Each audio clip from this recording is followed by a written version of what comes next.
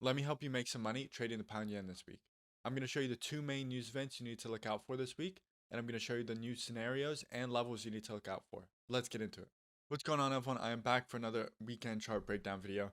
Like I said in the intro, I'm going to be going over the new levels, scenarios, and news for this upcoming week. And as always, on Tuesday, I'm going to do an update video on what to look out for the rest of the week. Please remember to like, comment, subscribe. It really helps me out. So first, we're going to start with the technical analysis of this chart. So last week I said I was expecting more longs.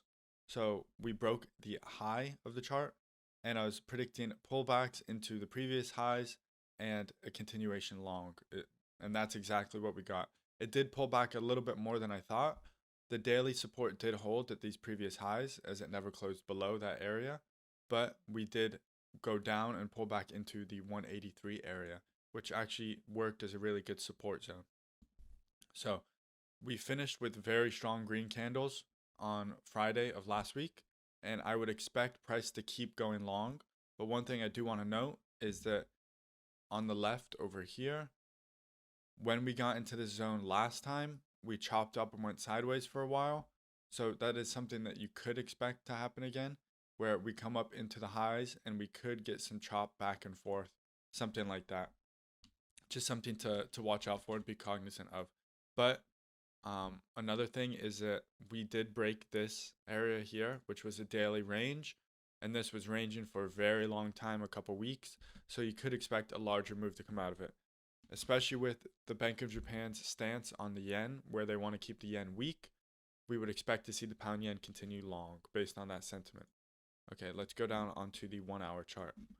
So the main trades that I'm going to be looking for Monday and Tuesday are going to be as follows. So we had this very large move up here on Friday. I would expect for price to do a pullback, something like this, come back into this 184.20 to 40 type area, and then push back long back into the highs. That would be the trade that I'm looking for from here up to here. I wouldn't be necessarily looking for that continuation up into the higher levels, but I could see that happening. But I wouldn't want to hold for that whole thing. This chunk is good enough for me. What is this? This would be a total of 60 pips. That would be a perfect trade. What I could see happening on the short term, so when Asian session opens tonight, I could see price pull back into this EMA, get another reaction up back into 185, see it come back down, pull back into either this 184.20 to 40 area to take it long, or the lower level here at 184 to go long. I would be looking at another level to take it long, but I wouldn't like it as much because I don't want to see this huge move up being validated and it keep pulling back all the way down. But I would also look for a long at this 183.70 area. This 183.70 has been a really important level. So if we zoom out and we look to the left, this yellow line, this was the daily level of resistance. So now maybe it could turn into support, rejection here, here, here, and here. So multiple times that it's worked as resistance. Now maybe we can see it work as support. So I'd be looking for those three longs. This is obviously based on how the morning sets up. So I'll have to adjust based on if it looks more like a short at the time. But these are the main levels I'm going to be looking at for longs. Now, what are the resistance areas that we need to watch out for? So price stopped at this 185 and is pulling back. I can see price making it up into this 185.20 area. We've had multiple strong pushes down from this 20 area before, but the higher time frame area that I'm going to be watching is going to be this one up at 185.70 to 186. So this is a higher time frame zone.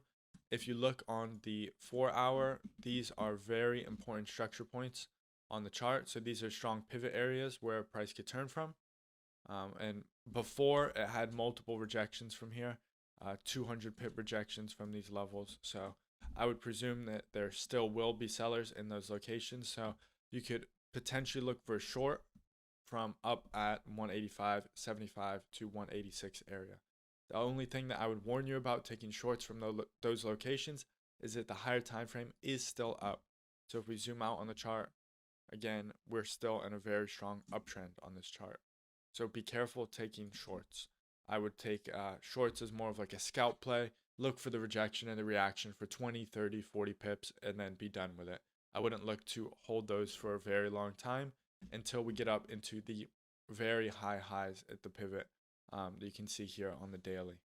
Okay, so let's draw out those other scenarios. So I could also see something like this happen where we get some sort of basing happen overnight. We break the high, pull back, and continue long up into 185, 75 to 186, where you could also potentially take a short trade.